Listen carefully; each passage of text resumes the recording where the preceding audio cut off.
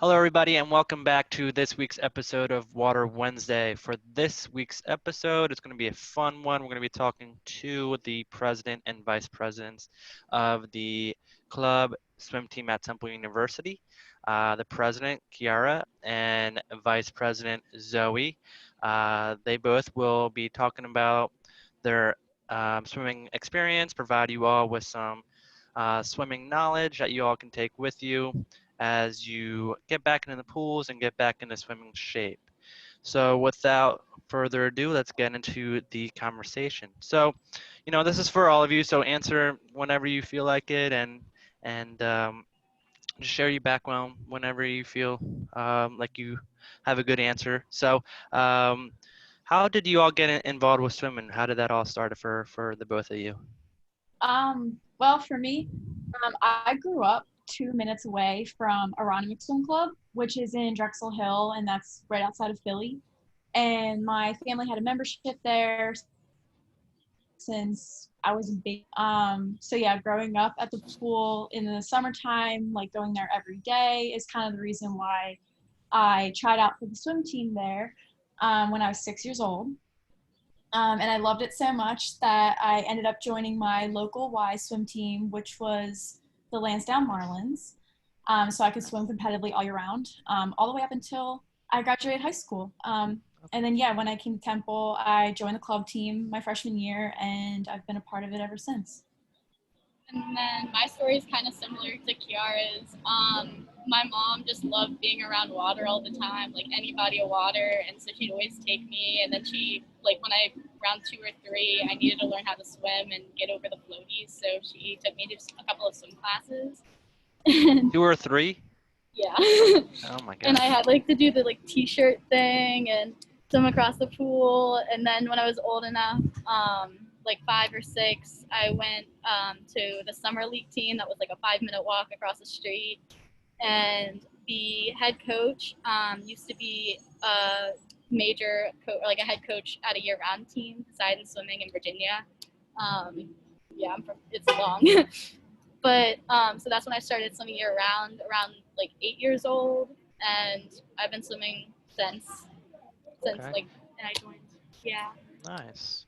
So I'm guessing you all have a favorite stroke that you both special in. Now that you're in college and swimming at a college level, do you have a specific stroke that you both enjoy? Yeah, I really love breaststroke. Nice. That's always Same. I was a Like, breaststroke. I'm anti breaststroke. I have bad knees, so it just killed them. But I was good at backstroke, and then when I came to college, I got really good at fly. So Okay. that was an interesting turn of Late in the events. game with the fly, Yeah, huh? interesting turn of events. But Okay. Now, um, we're gonna kind of delve back into more so information that novice swimmers can take with them as they, get back into the water and just share your own knowledge and stuff. So, what do you usually bring with you for a swim practice? What do you usually keep in your swim bag? What are kind of the necessary items that you think someone should have? Um, well, in or my swim bag, I usually just have, my practice suit. I have a towel, and then I always carry two caps and two pairs of goggles so that like I have a backup in case like one of the pair. caps breaks. They Yeah, always break at the wrong moment. and then um, sometimes like I'll keep a granola bar in my bag too, or something easy nice. to snack on like after practice or while I'm at a meet or something. Yeah. Fluffy towel. That's the only Fluffy thing I would towel. have. Fluffy You have a towel. Very fluffy towels. You gotta get really fluffy thick towel. towels. Yeah, Yeah. I remember that. Or a chamois. Do you ever use a chamois? You remember those? My grandma got me one of those like rubber clean up, like you know how they Yeah. the dry thing. I didn't like it though. It was weird, but Yeah, yeah. My friend That's cool. had one of those. I've tried them before, but I've never had one like for myself.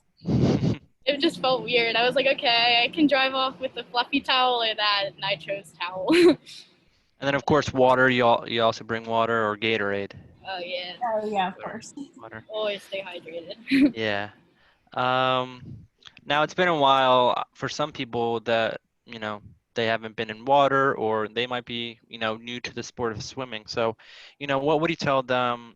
What are some tips that you would provide them, or maybe from your own experience now that you've might be getting back in the water? How would you tell someone, like, these are the steps that you should take to get back in the water safely, It's all about successfully? form.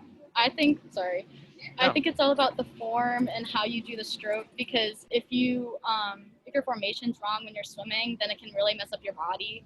And it's just like, especially if you do competitive swimming and you want to try and race, it's better to just, like, the speed will come, but you should work on your form. Okay. Yeah, I would definitely agree with that. Like having a strong core is key because you're constantly engaging your core for every stroke.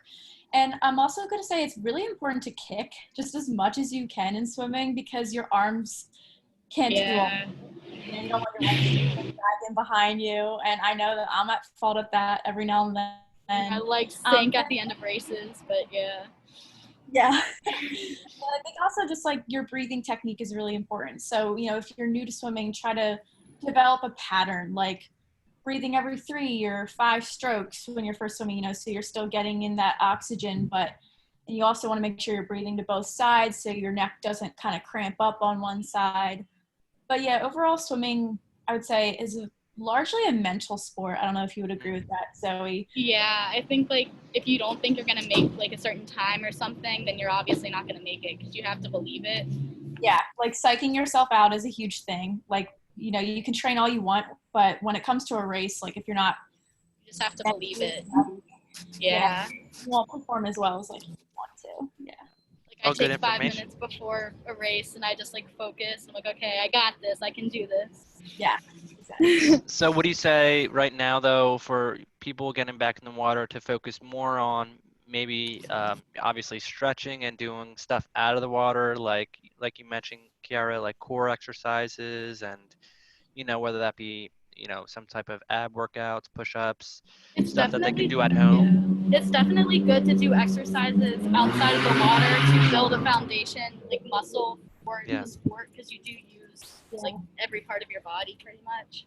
And Okay. running also is good too to kind of build up your stamina because when you're Yes. swimming long distance, like you're gonna need that energy. Cardio really helps. Yeah, cardio with you're getting the breathing under a state of duress will definitely help with that. Especially now since we can't, well, I guess now we can since the pool's open, but Mhm. when the pool wasn't open, I just made sure to get cardio in to keep up that endurance rate. Yeah, Yeah. definitely. Now, would you say, once again for the newer swimmers, or even the swimmers getting back into the pool and stuff, how would you map out like a swim workout? Would you say start small on the smaller side, scale it back to just a few yards or laps, depending on your experience, Yeah, or take I it? would say, like, just for the structure of a swim practice, you definitely want to include your warm up, start slow, kind of get your muscles warmed up, get acclimated to the water.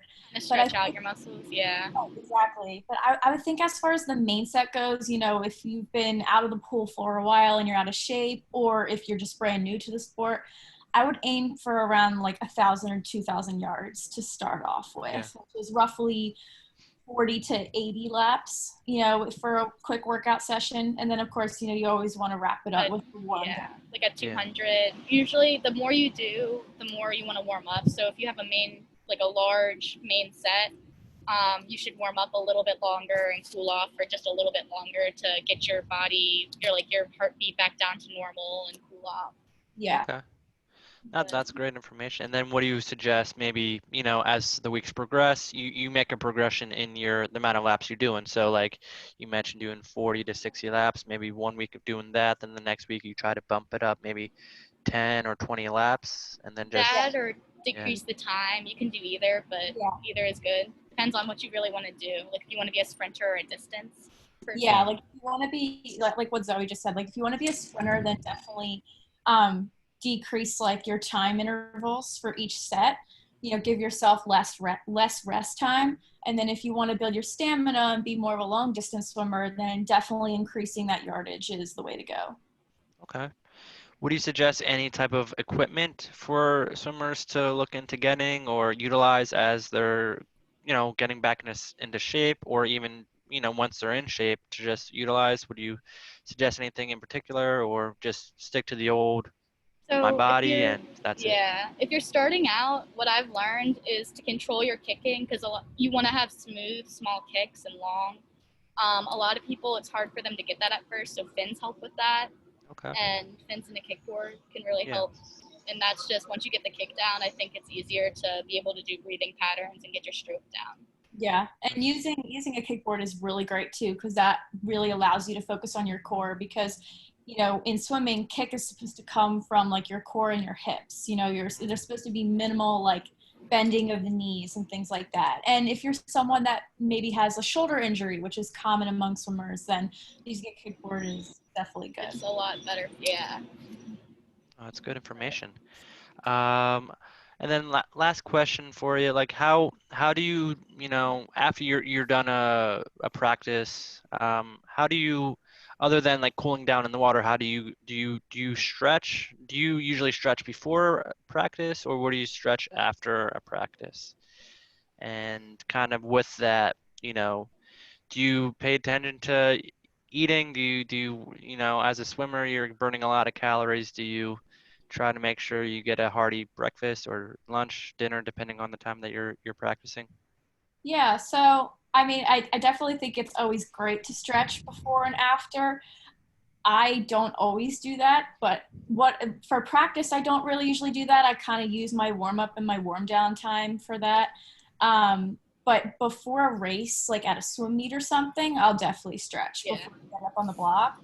And then as for food goes, I don't really invest too much time into like, how much I'm eating or anything like that. It's more about the quality over quantity for me. So like I definitely want to try to eat like a hearty dinner after a swim practice, Yeah. and I'm sure Zoe, you know all about carbo loading. Yes. Before a But swim meet, pasta dinners. Yeah, I got you. yes, the yummy, yummy, just munching very hard. But so I'm actually hypermobile and double jointed. So what I recommend if you're hypermobile anywhere, do not stretch that part of your body because it's actually bad for you. So I'm not technically allowed to stretch, but I will say at swim meets, rolling out, like if you have a roller, that can help with muscles and stuff too. Just get loose before a meet, honestly. And then Definitely. for food, I usually, when I was in my year-round practice and I did morning practice, I usually like woke up, had maybe like a light snack, went to practice, and then I had like a big meal before class. And so I got like a little bit of energy and then just got all my calories back from what I burned. Yeah. Just making sure that you get, an adequate Yeah, amount an in, and making actual sure, meal. you're Yeah, drinking water throughout the day. yes, and then stay very hydrated. Yeah, No, that's huge for me. Like That I is, try to aim to drink like 10 to 12, maybe even 14 cups of water a day. yeah, I was notorious for cramping up as I would swim in yes. practice, and a good old cramp when you're swimming is the worst because it kind of And shuts you you just down, keep on going, and and you're then like, you feel okay, it. ow. The feet aren't bad, but the whole like quad and that's Oh where no, like it if it's my stiffens whole up. So foot and it goes down the line, yeah, Yeah, my so foot, ugh. I definitely think like with swimming in particular, staying hydrated is something that you constantly have to remind yourself because, when you're actively in the water and stuff, you You kind don't of think forget about drinking of it. water. You Yeah. know, you're yeah. still need to replenish your body like with water and other fluids and stuff like that because like when you're in the water, you don't feel yourself sweating. No, yeah, no, I agree, and I try to also actually going back to one of the first questions or so in a swim bag, some potassium. So whether that's an orange or a Banana. banana, Yeah. because yeah, if you haven't already, those that are listening, getting a cramp while you're swimming is not fun. So just making sure that you have that in your swim bag as well. Now, those are just a few of the questions I had about swimming and your backgrounds and just your expertise. Any final words to any new swimmers out there, any swimmers that are getting back in the water? Any last minute or last comments or anything like that? I would just say, like go easy on yourself. Yeah, like you can't push yourself too much right off the bat. Like we've been in quarantine now for like 6, 7 months, so it's totally normal to not be where you were at. But yeah, just take it slow. And I honestly think if you keep at it with practicing and things like that, you'll get right back to there. Yeah. Awesome. Well, thank you very much to both you, Kiara and Zoe, and everyone listening. Be sure to check out next week's episode because I'll be talking to them once again, this time about the club swim team. So please check it out. All right.